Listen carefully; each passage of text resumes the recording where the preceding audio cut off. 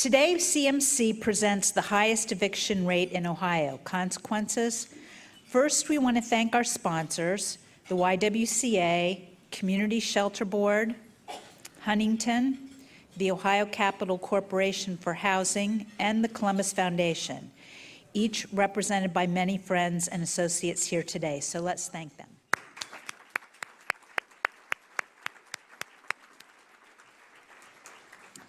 And now, to introduce our forum and speakers, please welcome Barbara Benham, Executive Vice President, Chief Public Affairs Officer, Huntington Bankshares Corporation. Thank you, Mindy. And thanks to all of you for joining Huntington in support of the Metropolitan Club today. I think we can all agree that it's never been more salient for us to come together in civil discussion and debate for a purpose we all share, which is to help people lead better lives and rebuild communities. Of course, fundamental to achieving that purpose is the basic human need for a safe, dry, dignified place to sleep, and affordable, stable housing from which we can build our lives. We will learn today about the growing numbers of our families that are experiencing the crisis of homelessness. As we seek to understand this complex problem, a community task force focused on preventing the growing numbers of families experiencing homelessness. It was recently convened under the leadership of Franklin County Commissioners Marilyn Brown, the active engagement of our mayor, Andy Ginther, in the city of Columbus, and many of the corporate partners and the nonprofit leaders that are here today. One of the stunning trends uncovered was the increasing incidence of what was once very rare, the occurrence of families experiencing the trauma of an eviction in Columbus. Our panel today will begin to unpack this learning, which has become a root cause factor in communities across the nation. On a little lighter note, one of my favorite parts of the Columbus Metropolitan Club Wednesday tradition is where we get to continue the conversation in the lobby with those wonderful cookies. Today, we're going to invite you to also continue this conversation because of the complex work that needs to be accomplished by joining us on June 7th, one Pulitzer Prize-winning author Matthew Desmond, author of Evicted, Poverty and Profit in American Cities, joins us in Columbus, hosted by the Community Shelter Board, to further address this issue. And invitations are on your table, so please do join us. Now please join me in welcoming our panel, many who served on the task force and who are at the front lines of this challenging issue. I know you all share my admiration and appreciation for their leadership, dedication, and service. We're proud to have with us my former colleague and CEO of the YWCA of Columbus, Alfie DeBella, President and CEO of the Columbus Urban League, Stephanie Hightower,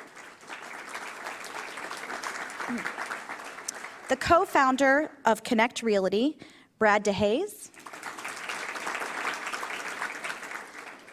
and the Vice President of Community Research and Grants at the Columbus Foundation, Dan Sharp. Dan, thank you for leading us in our conversation. Thank you very much, Barbara, and thank you to each of you. I'm very grateful for you filling this room today. It's such an important conversation, as are many that are held here at the Metropolitan Club.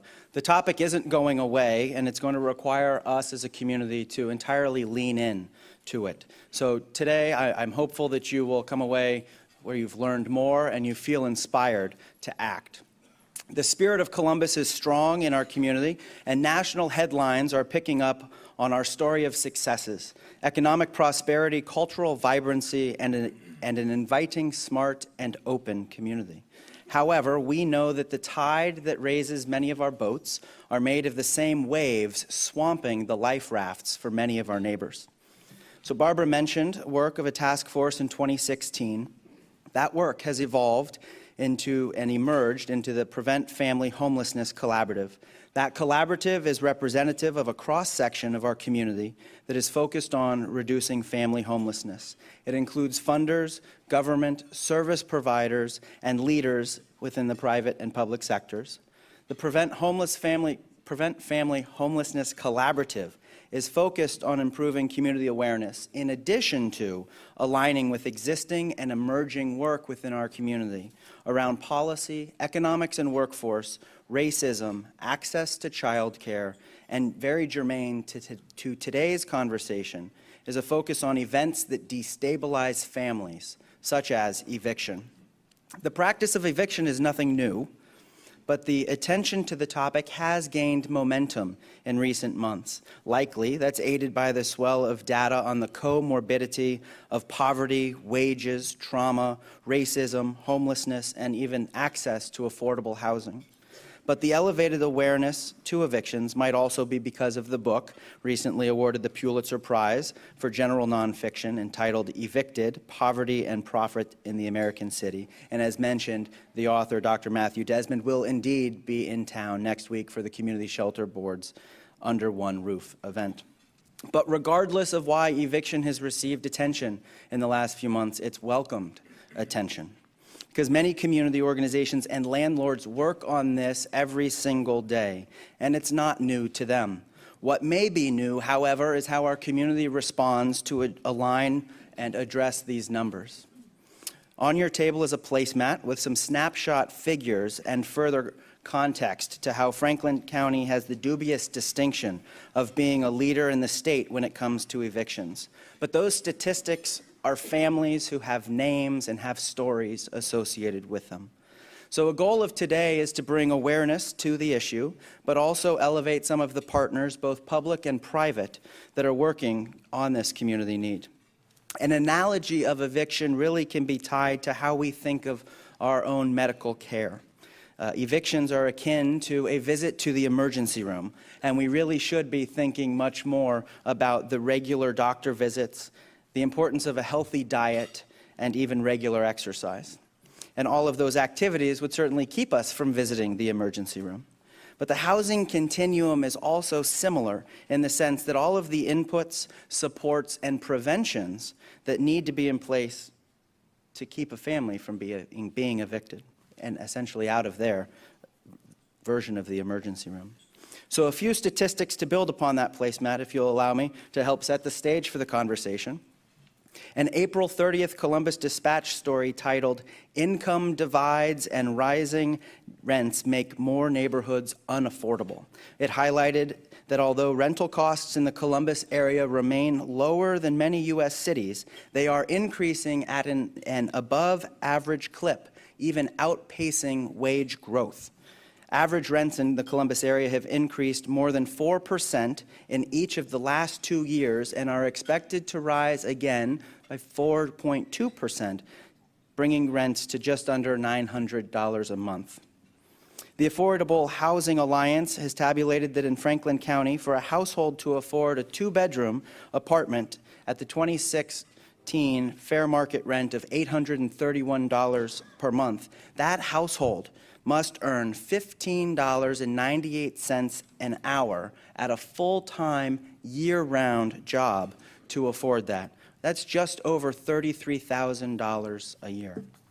So that's just the tip of the iceberg and just a little bit of insight into how complex this issue is. And it is tremendously complicated, which is why I'm so grateful that we have some community experts joining us on the panel today.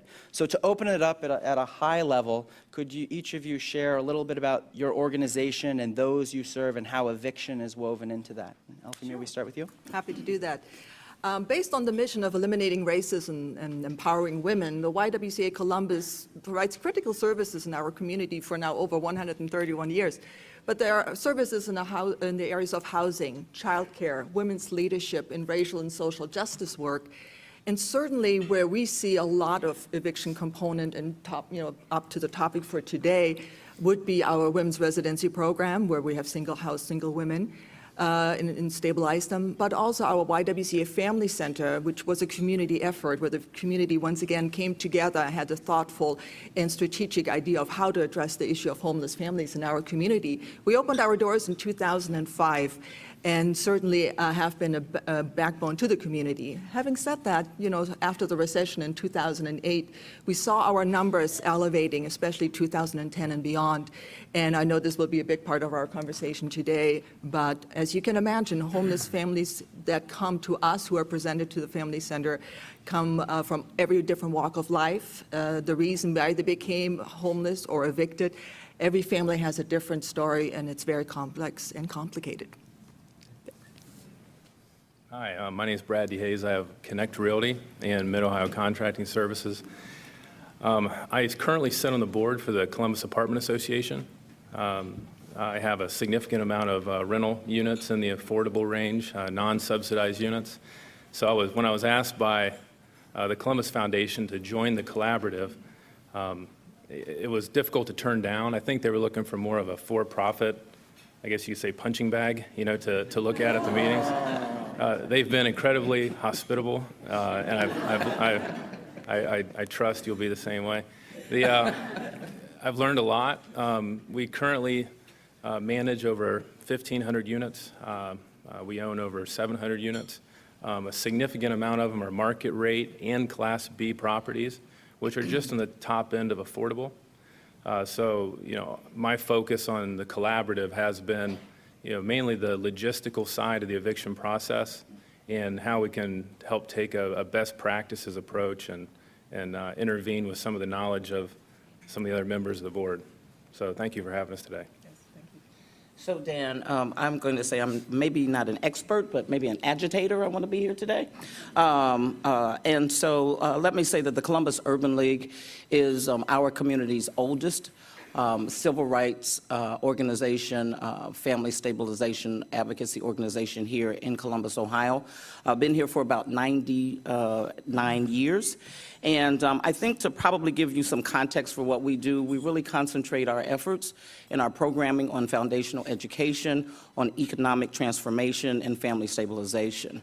And just to give you some context based upon this topic today, one of our departments, Financial Empowerment Services, deal with the issues that we're going to talk about as it relates to the highest eviction rate in Ohio and the consequences of that. And so I want to share just some data for you as we begin this conversation. So most of you probably already know that 1 in 3 families in Columbus live paycheck to paycheck, and that those in poorer zip codes spend up to about 10% of their income on payday lenders. Now, we have a program, education program that we deal with at the Columbus Urban League.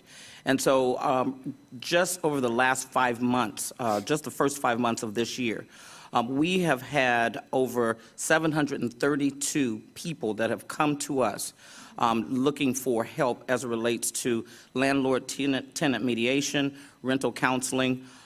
We had about 380 of those people that we had to go into direct mediation with. Our clients who did remain in that housing after we were able to mediate was about 143 of those people ended up staying. We dealt with about 66 folks who we had to find alternative rental and housing for them. And then we had about 5 folks that we had to end up sending to legal aid based upon eviction. For those of you who may not know, but I think this is really an important fact that you need to understand. In 2015, on a weekly basis, there were 354 families that were evicted from their homes. This is a week, 354 families. So the real question for us in this community is, where are these people going once they are evicted? The other big issue that we have is, again, with the landlord-tenant counseling. And again, let me give you some context for what we deal with at the Columbus Urban League.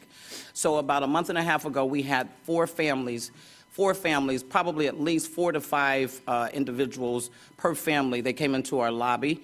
They had been evicted by a landlord. They had been evicted because none of them had paid their rent because their homes or their apartments were infested with bed bugs. And so for them, we're not going to pay our rent because we want you to come and exterminate. But what we then have to counsel them on is to help them understand that you cannot not pay your rent, that you have to go in and you have to figure out how to put money in escrow so that then when we finally get to the court system, then, hopefully there's that money that can be then used for them to come in and exterminate. But the consequences of that are twofold. Number one, where are these 5 families going with children? Number 2, as a social or human service agency, I now have the issue of dealing with bed bugs in our facility.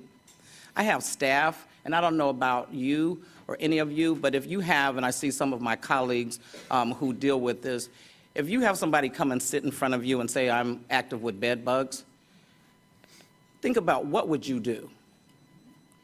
And we have to serve those individuals. And then I have to worry about then for those families or for my staff people, then they have to go home and hope that they're not infected with bed bugs. And then I have to then figure out how to then incorporate that cost to then go and have their homes exterminated when they go home. Because, as you know, most of us that are in this business, we don't really get a lot of money to do this work. But these are important issues, and I think the one thing that I think is important is we have to start looking at those entities, those of us who are actually doing this work, and if we're really talking about eradicating poverty, if we're really talking about addressing these issues, we have to have and continue to have compassionate people and dedicated people who want to do this work in order for us to begin to change the paradigm. But we really need help from the community to help us. And I know I kind of went off on a tangent, but Covered a lot of it. I told you, it's agitating. It's all good. Covered a lot of important points there, too. So Brad, this may be for you. We as an audience might have some perceptions or even misconceptions about the eviction process. Can you, at a high level, share with us what that looks like from the tenant's perspective and the landlord's perspective? This isn't something that happens overnight, right? Yeah, so there's a lot of different situations that lead to an eviction. So one of the things that we have to look at are similarities and ones that the process can be duplicated. So if we look at simply the non-payment of rent, there are all kinds of triggering factors that create non-payment of rent, and we've focused on those in the collaborative. But for the non-payment of rent, the typical transaction at the management office is someone doesn't pay their rent. They may have came in early and said, hey, I don't have enough money to pay your rent on this day. But once they don't pay their rent, there is a 3-day notice issued, but there's also a forbearance agreement typically offered. A forbearance agreement is a legal document that is an agreement between a landlord and tenant that gives them time to actually make up payment. Now, what you'll find in the marketplace is there are landlords that don't take on this approach, and it's more of a cut and dry approach. But Columbus has it's a very well-heeled development and for-profit landlord community. And there are a lot of really good landlords out there that take a best practices approach to having a forbearance agreement offered, having an agreement, giving an opportunity to extend that time frame, penalty-free. And once that process goes through, either someone turns down and says, no, I'm not taking the forbearance agreement. Most of the time they do. And in the case that maybe by the end of the month or 2 weeks, they don't make payment, either the partial payment or the full payment, depending on what the agreement was. At that point, then we proceed with the eviction process at the courthouse. They then set up the eviction hearing, where in Franklin County, your attorney can attend for you. And if you ever go down to one of these, attorneys will be there with a stack of folders going through it. It's a very rigid process, and a lot of them go through. I think there's 80 or 90 a week, is that? So it's a significant amount. And what ends up happening is some tenants come there and if they have legitimate disputes, there is a mediation allowed. However, for non-payment of rent, 85 to 90 out of 100 won't be there. And it just goes through. And then what happens is there's no interaction. There's no interaction between the landlord and the tenant. And then the tenant moves on. And what happens is the eviction then goes on their record. And a lot of times they don't understand the circumstances that come with it.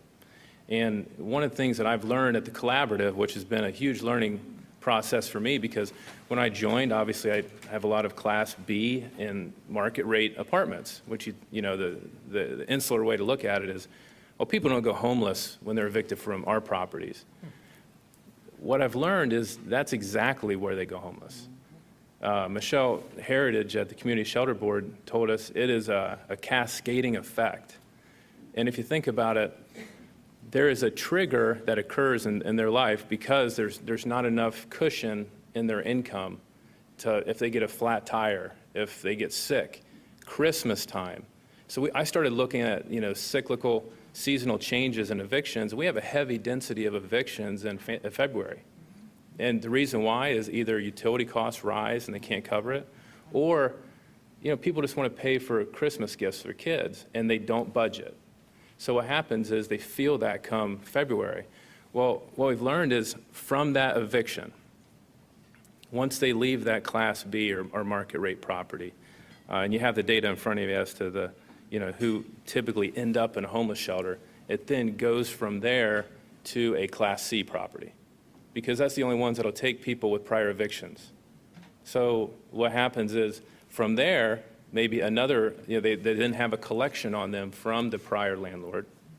That goes through Fabco or some other collection agency, because again, it's not a collaborative effort. It's two sides conflicting. So then what happens is, from there, they then get evicted from the next place, and then they have to go and move in with a relative, friend, someone they know, live on a couch. From there is where they go into a homeless shelter.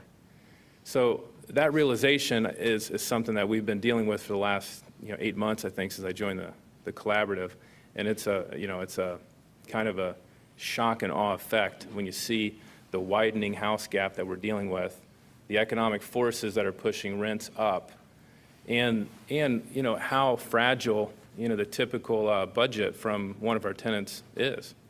So if I could jump in, to talk about the consequences that you just talked about. So one of the things that also impacts is your credit score. And so at the Columbus Urban League, we just launched earlier this year a program called 700 Credit Score Initiative, because we think that we should have a 700 credit score community. And probably 95%, especially of those individuals who take our course who are TANF eligible, you will find on their credit score there are numerous eviction pieces or notices that are on their credit score that we then help them to mediate, or then help them to figure out how to then get them off of their credit score. And so that's one of the consequences. As we know, then when your credit score is adversely impacted or affected, it then impacts you being able to be bankable. And most of our folks are not bankable at this point. So what that does is, when you start with those the constant moving or the constant being evicted out of apartments, it does have those lingering impact that does have an adverse impact on you long term, more so than what I think people realize. So I'd love to build on that. And Elfie, I'm thinking of some of your residents at the Griswold. Maybe not so much at the Griswold, but certainly at our family center. Sure. But yeah, I'd love to build on some of the points that Brad made, and certainly both of you. When we look at, if you look at your placemat in the face of homelessness, it talks about women. It is absolutely right. When 95% of homeless families in this community, the female is listed as the head of household. Even if there may be a male partner, it's still the female. Of that, 70% of those families is a single female head of household. The average size family is 2 families. Now back to the statistics of what you talked about, of how much it costs to have a fair market apartment in this community. And I'm so grateful that so many of our housing partners are here and support us. We couldn't do the important work we're doing. But when you look at 33,000, a little bit over 33,000 for an average fair market apartment of two rooms, that's amazing when you think about that. The average annual income of our families that we serve at the Family Center is $16,080 to be exact. And that's challenging, especially when you think about their female head of household. And we know there's a wage gap component as to how much women earn compared to their male counterpart. So there are challenges. And I think what is important for us to put in perspective, there's no one thing that makes a person homeless or gets them evicted or has them not be able to pay their rent. There are multiple factors in their life. When you look at, I talked earlier about the Great Recession, and then in 2010 we saw the numbers climb of homeless families in our community, and they've been steadily climbing. But the idea, what happened is we had a lot of two-income earners come down to 1 income, or somebody lost their job and they were not able to get another job for a living wage. And on it goes. It's that one medical bill that sends you over the brink. It's that one car break that you can't afford to break, but you can't get to work and you lose your job. It's that single mother, right, she's underemployed, she has been evicted once, she has 2 children and 1 is disabled. There are a lot of challenges. And if you've never done it, there are many components where you can have reenactments, but it's incredibly hard and complicated to be a person who is poor, who lives at the federal poverty line, which is certainly true with an annual income of $16,000. And so when we look at the barriers that we have to homelessness or being evicted, it is, and I'm grateful to say that we have so much representation here, whether it's the Columbus Women's Commission and others, the income gap, being paid a living wage is critical. Lack of non-traditional or affordable childcare. The majority of our families will have a better job getting a job in the second or third shift, but then they don't have that affordable childcare available. There's a lack of transportation, for example, wherever they may be living versus where the child goes to school versus where their job is that they get. There's a lot of challenges. There's certainly the benefits cliff, which is critical for all of us. If you have a criminal record, you have a hard time. And certainly, and I piggyback on what you said, we do have that structural racism and sexism component, where we have the statistics that show that women and women of color get evicted at a higher rate. Domestic violence survivors get evicted at a higher rate. We are seeing more and more barriers that are more challenging, underlying mental illness. And as much as we know and we appreciate all the housing providers and our partners, we know that we need more affordable housing in our community, if not subsidized housing, if not subsidized housing that is more of a permanent supportive component, because we are seeing more families where the parent will have that mental illness component, and there's just no way that they can live on their own stably, independently, and remain stable. And so while we give them the tools to find housing, find a job if that's what they need at the family center, and certainly with Urban League and everything else, sometimes their challenges are just so much they need more help in order to maintain stably housed. And that's why we're so supportive of talking about how do we prevent the eviction, how do we prevent homeless so they don't even come to us? What can we as a community do, and I know you're all supportive of that, to prevent that? So in a few moments, we will be taking audience questions, so I would encourage you to head over to the microphone by the door on the north side of the building. Brad, I want to make one point. So we kind of have two issues. We have the housing gap, and we have evictions. And if you look at it, evictions are a byproduct of the housing gap. Think of it, it's a supply-demand market. We're out of balance. We have some phenomenal nonprofits in the room, some excellent developers in the room, but the Affordable Housing Alliance said that we have a 54,000 unit shortage that they're trying to cut in half in 10 years. So let's put this into perspective. I mean, you see all the cranes and everything downtown. I see Director Shoney in the room. I think right now, is there about, 1,300 units being built downtown? Obviously, those are market rate. But I'm just putting that into perspective as to how scary that is. We all think, oh, downtown is booming. It's, people are coming in. All those cranes, all that construction, all that money being put in, that's 1,300 units. We're 54,000 units short. So the thing, we're not going to incentivize our way out of this. It's a huge issue. Now, one of the things we found out on the byproduct of evictions, it's about the timing, the fragile nature of everybody's income gap. The timing of assistance is critical. During that, because it could be a $40 problem that cascades into thousands of dollars.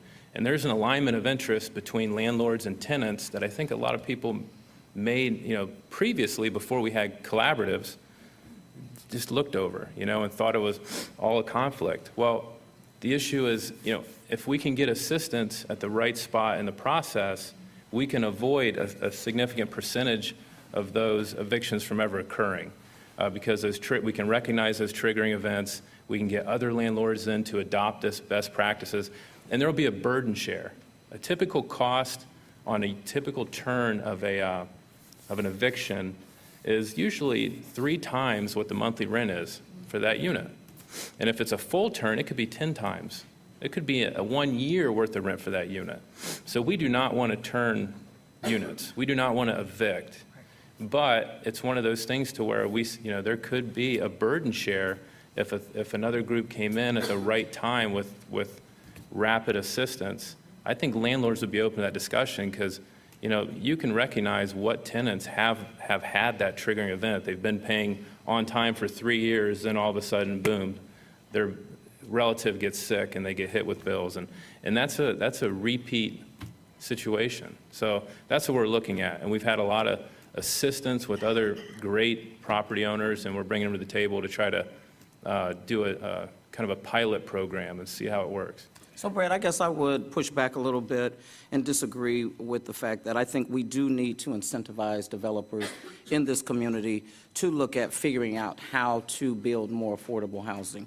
I think we also need to look at the Section 8 voucher program at the federal level, and are we advocating to make sure that we expand and strengthen that? So, that's where I guess I would push back to look at and say to, our elected officials, to those individuals who are at the place where they can incentivize our developers in this community to look at, where you're looking at all those cranes downtown, can some of those cranes and some of that building be geared towards more affordable housing, and how do we incentivize those people to actually get there? I am pro incentives for need.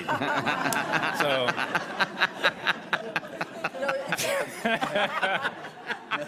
I'm pro donations, just saying. I think I heard Hal Keller slam the table. No, I agree 100%. I think it's just such a large gap that we have to figure out a way to really get for-profit developers to pay. I think there's a lot of barriers to entry into this market. It's very sophisticated. You'd think for something that looks like a relatively low sophisticated product, if you try to ever fill out a low-income housing tax credit application, I had to hire a consultant. I mean, it's very sophisticated. The people in this room that are in that field, they know, it is very detail-oriented work. And I think that it's restrictive to other people getting into the industry. And I think, I'm not saying it's wrong. I don't have a solution. But there are a lot of things that we need to look at, like the cost of the new build on these different apartment complexes. I think in that same Affordable Housing Alliance component, they actually had, it was we look at price per square foot. It's $250 a square foot to build an apartment out there, and that's what we're paying downtown. So that was something that we were looking at. Can I? Very briefly. CMHA and OCCH and Homeport, you name it, Move and Prosper. I think there are a lot of great initiatives going on, but I think we just need more. And I think everybody agrees that we need more. And so I think we as a community just need to come together and find out how can we do that? How can we make that happen?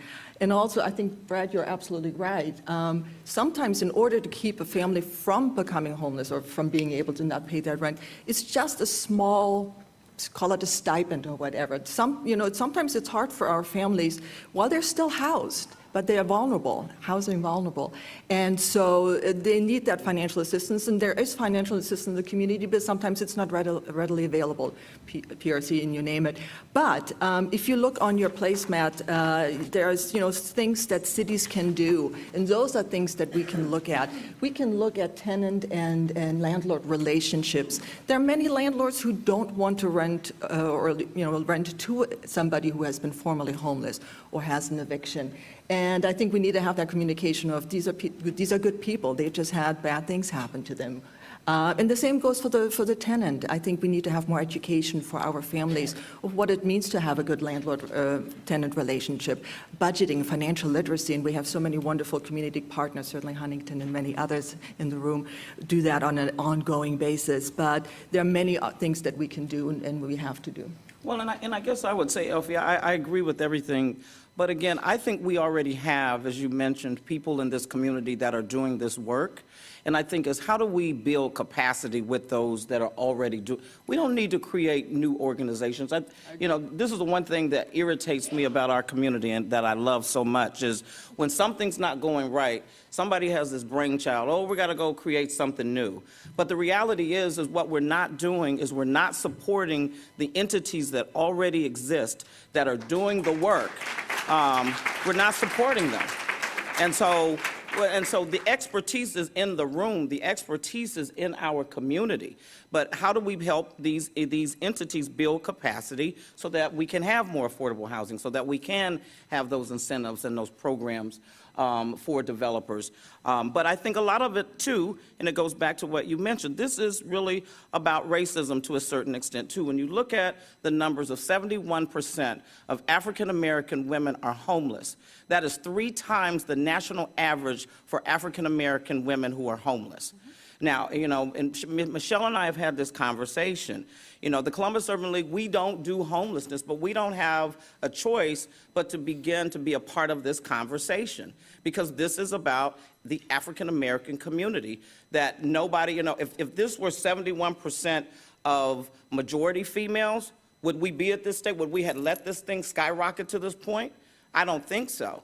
When you look at the number of ex-offenders who are coming back in our community, again, who are African-American, when we look at what's happening with our infant mortality rate in this community, it's African-American. So, you know, I think we have, as a community, some other questions that we need to begin to start asking, and we need to start having and continuing to have conversation about how racism really does play an integral part of why these numbers look the way they look, why things are not being addressed in a significant way, and again, why, when you have people and partners already here in the community that are doing this work, why they're not being supported in a way to help build capacity so that we can begin to deal with these issues.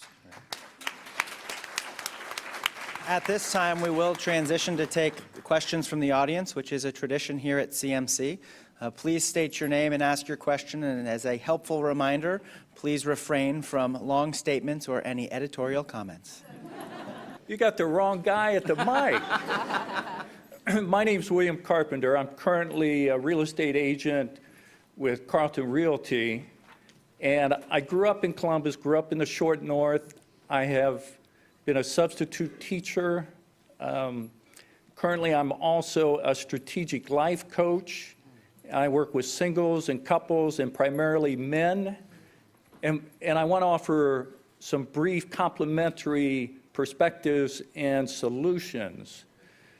Ideally, when we look at changing our culture, we do it with the youth. And starting with instilling core values and a strong belief system. Because these problems that we're addressing and pouring money into can be prevented by helping the children grow up to have stronger core values, belief systems, and understand what it's like to be in relationship, how to take care of their health, and how to handle their money, which is still not taught in depth in the educational system. Is there your question, sir? Another perspective is the right to work, to strengthen the middle class, and have more intervention and empowerment for men particularly, which is a fascinating topic. So I guess I would So say I I would say I take exception with that about individuals who are in these situations not having core values. Your core values may not be the same as what their core values are.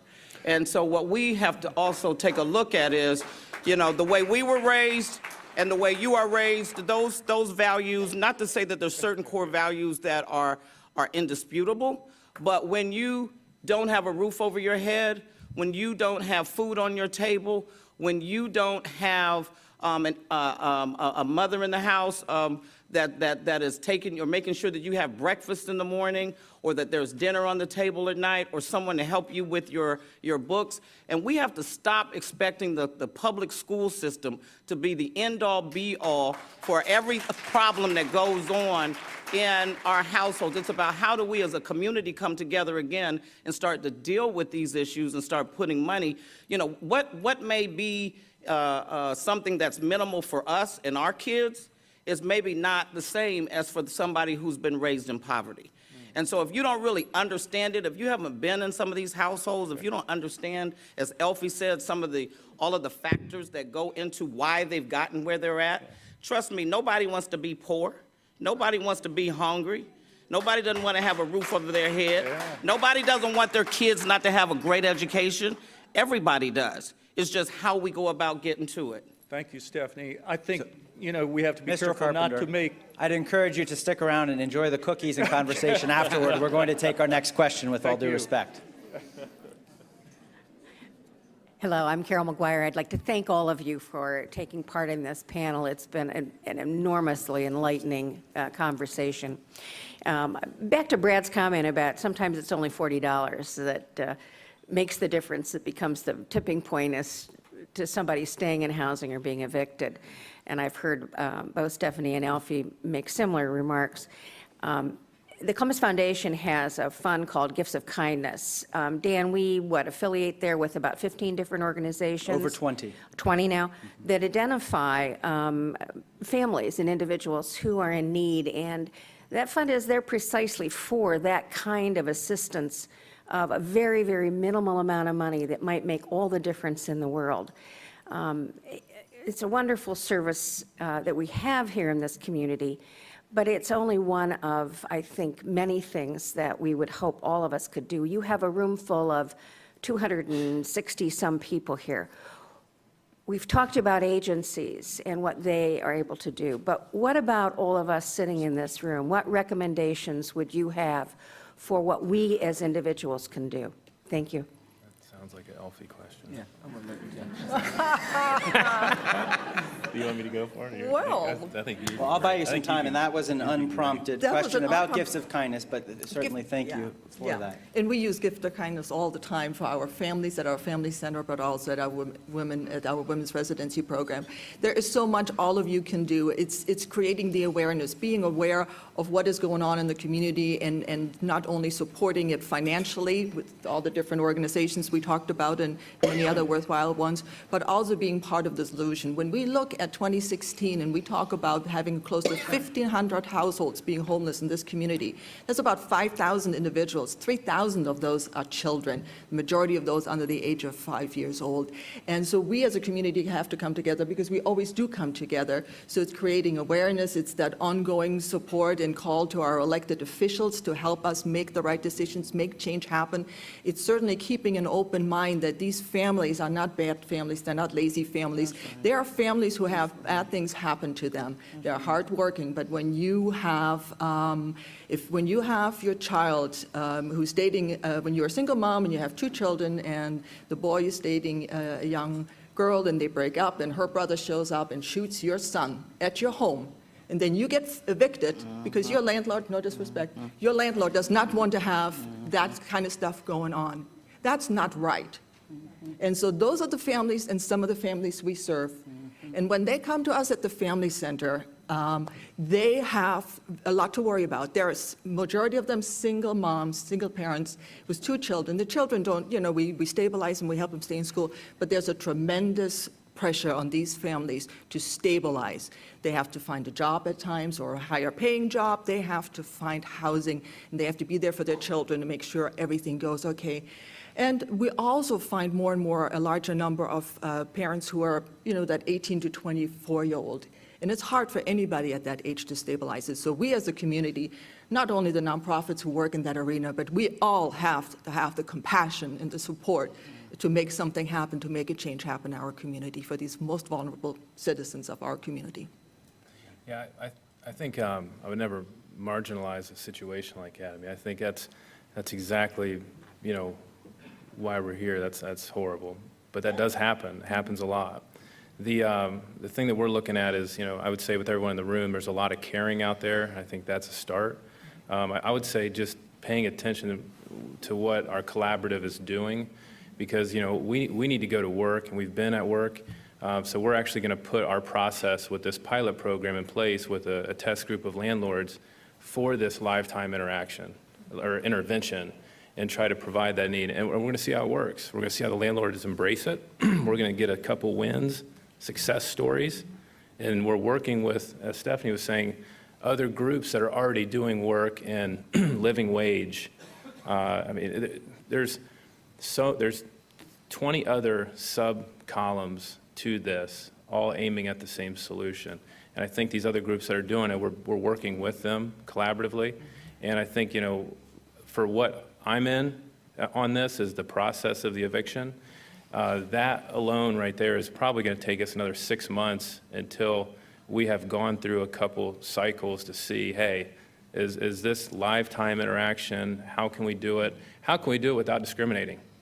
Because we can look at the evictions and we can see that you could easily curtail this to one group, but we can't do that as a landlord. So you can discriminate both ways, and that's the thing that we're looking at. And we've got the right people at the table, so I would just say, kind of staying tuned would be a big deal, because the group's going to do big things. And I would agree with that, and we're so grateful to have Brad at the table, because he's, like several others, he gets it. He's that landlord, he's that developer who gets it, and who wants to be part of the solution. And so I'm excited about us coming together to come up with this pilot of how can we have better opportunities to stop that eviction process so it doesn't go down the road to no return, and have those opportunities. So I love that. And Stephanie and my white team over there, we're like high-fiving, and we're ready to work with you on racism. And you name it, we're ready to join you at the hip. And I'd like to say also to respond to Carol, and how can we help? I think, both Elfie and Brad have said it very well. It is about, continuing this kind of support of initiatives like this, supporting our elected officials who do this kind of work and start these kinds of initiatives. And, Commissioner Brown started this work. She brought everybody to the table. And now we got to keep that momentum going. So we have to make sure we support those elected officials that are doing this kind of work, that get it. And a lot of times they always get, the ugly end of the stick. But we've got the group together. We have people like Brad that are at the table. We haven't beat him up too bad yet. We love Brad. But that's the kind of thing we have to do in order to move these kinds of initiatives forward, is have that public-private partnership in order for us to begin to address issues. And I think Columbus is the community for that. We've done it, we do it over and over again, and so we need you all. Great. Next question, please. My name is Gracie Wynn. I'm a social worker with Lutheran Social Services. I run the Stable Families Program, which is, as Stephanie said, we're one of the programs that actually help families prevent evictions here in Columbus. And my question was for Brad, but anyone on the panel can answer. We've had a really hard time at our program to find landlords that are willing to work with us, willing to work with our families, and willing to work with our programs. And sometimes we have clients that, they're stuck in this cycle of poverty, and they've been evicted 2, 3, 4 times. And, our funders and, all of you in the community are asking us social workers and case managers to work miracles here. And we're having a really hard time to doing that. And we really need landlords to be, on our side and to support us and to support these individuals and clients that we're trying to get back on their feet. And we're trying to help be, productive members of our society. So Brad, the question I have for you is, what are the kind of conversations you're having on your board about landlords and rental properties and other people in the rental industry trying to be proactive and work with these programs here in Columbus? So the issue with landlords is that obviously everyone's busy. And what happens is sometimes there's a detachment from the management office. I've been able to call out, I looked at the heat map, and you know who owns what properties. I mean, if you've been investing and buying and selling real estate in Columbus for a while, you kind of know, hey, who owns what. And so I reached out to a few developers and property owners that I knew that had successful management companies, and they were more than willing to sit at the table with Jeff Beal and I and have a live discussion and kind of just pick through some of these misinterpretations, And I think that that's where it's at. I would suggest reaching out to the Columbus Apartment Association. I think that you have a phenomenal group there that has the open ear of landlords all across Columbus. I think that, there are similarities in what we want, and I think more people come to the table. But the big thing that we're trying to do with our collaborative is we're trying to create that tested standard. So it's not just a shotgun blast of, hey, we're going to bring this service, this service, this service. We want to say, hey, look, we've done this, we've tested it, it works. Here's a source of capital or several sources of capital. Here's the group that's going to intervene. And there could be a burden share, and if we can show economics to make it worthwhile, that's what we're shooting for right now. So I would just say, first step now, either landlords or Columbus Apartment Association, but we haven't done enough work right now to be able to really, set the process. We have time for two. And we've had people also, my folks have the same issues. probably we all need to talk a little bit more so we can figure out what those best practices are that we're doing that maybe, and we might have some context. I know there are some landlords here that we work with who have said once we get engaged, we usually do have a good end result. So maybe we need to communicate a little bit better amongst ourselves, those of us who are doing this work, and figure out how we can collaborate. So we have time for 2 quick questions and even faster answers to those 2 quick questions. Very much for the panel today. This is excellent. Thank you for, I'm Amy Claiborne with Strategic Opportunities. You connected the issue of eviction to affordable housing, and you've mentioned the need for more affordable housing. There's a limit because of federal funding on how much can be built, and our community does a fabulous job of submitting the applications to get as many projects built here as possible. Other communities across the country, using local county funds, are funding affordable housing, both in terms of building it and rental assistance. What can we do here locally to empower our elected officials to want to take that next step, to use local resources to help solve this problem, which, if you don't have a home, you're not going to be part of the economic fabric and do well in school. So thank you. So one of the things I could say is if you look at the gap of 54,000 units, the cost of but we can't build Class B property. So if I'm going to go out there and I'm going to build a building, I can't build it to where it's economically makes sense without incentives to rent to low income. That's why incentives are there. So, but one of the things we have is the Affordable Housing Alliance did a study that we have over 5,300 units between 1 and 3 families that are vacant here in Central Ohio. And if you take that to the number of vacant units in apartment complexes that are vacant because they need renovation, you're probably over 100,000 units. One of the things, though, that the tax credits that are available, low-income housing tax credits, it's a lot of money. All the groups that are involved do a phenomenal job, but it costs a lot of money to build new real estate. The issue is we have a lot of existing real estate on this heat map in these markets, because if you look at where these are at, these are apartment complexes built between 1950 and 1970 that are at the end of their useful life. So I would say the low-hanging fruit is to incentivize taking existing properties and getting them back in service. Because what also it'll do is the people that are building the properties downtown are not the ones that live in these apartment complexes. Right? These are prevailing wage contractors and high skill set contractors building these high rises. If we start renovating apartment complexes in our Central Ohio communities that are existing, it opens the employment base up to a lot of laborers, and because they're labor heavy.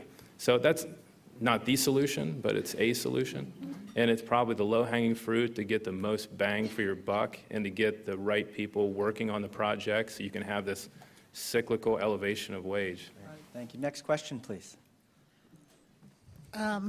One thing is it possible to do education and awareness starting in high school and colleges so that people understand what their rights are as tenants?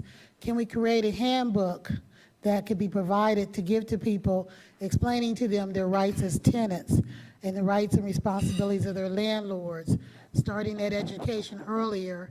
Is it possible to have, I guess you would call them regular, ordinary, everyday people being on some of these collaborations, committees, and involvement? And no offense to anybody in the room, some people probably aren't trying to figure out how to pay their rent. So you need to maybe have somebody who's been there, done that, read the book, seen the movie, living the life, to be a part of the collaborations, committees, and councils to help you understand what they're dealing with. You talk about living wage, you raise people's wages, and just the FYI, I worked for the city many years ago. They gave me a raise, and I had to figure out how to decline it, which they wouldn't let me do because it knocked me off of my food stamps, my child care, and things like that. Can we talk about how to cut the red tape when I need to apply for a PRC, and it takes them months to process it and approve it for me to get the car fixed, for me to get back and forth to work? Can we talk about starting other funds besides the gift of funding, the gift of kindness, because you have to be involved with a program or service that is under the gift of kindness to access it, because I can't keep doing the GoFundMe accounts. Can we talk about financial education and Those awareness are a with lot young of people? questions. Can we I was stop able- the list there? I and was have able them- to ask a question because I didn't do all the other stuff explaining who I was, because some of you already know who I am, and don't call my boss and tell him I had the list of questions, because he already knows Very that. briefly, please. So they don't have to be answered here. You can do it online. You can shoot Or it through over the email. cookies, Or what? or over cookies as well. Or over cookies, but those are some of my questions, and I can finish the list another time. But definitely starting with younger people, education and awareness, and getting some people that are living the life, because the people that make the rules have never lived the life. And so it's kind of hard for you to play the game if you're not on the field. Very good point. Great. Yeah, I mean, we can talk outside. I mean, Okay. we can go But on. I guess two things I would like to highlight is that Eric Janis from Franklin County is part of the collaborative, so we know Job and Family Services is actually inviting and looking at the PRC process and speeding it up and changing it, so that's exciting news. And I know there are many organizations who work on those handbooks you were talking about, but we can talk more outside. What a sobering but important conversation. I think there's going to be lots of conversations continuing over the infamous now coffee and cookies out in the lobby. You can view and share today's forum and all of our forums on CTV Columbus Television, on WOSU and PBS affiliates statewide through the Ohio channel, and anytime on CMC's website via YouTube. Please help me thank our partners, YWCA and the Community Shelter Board.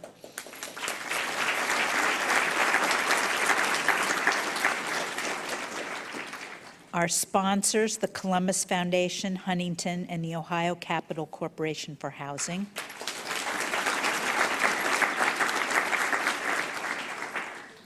And our speakers, Elfie DeBella, Stephanie Hightower, Brad DeHaze, and Dan Sharp.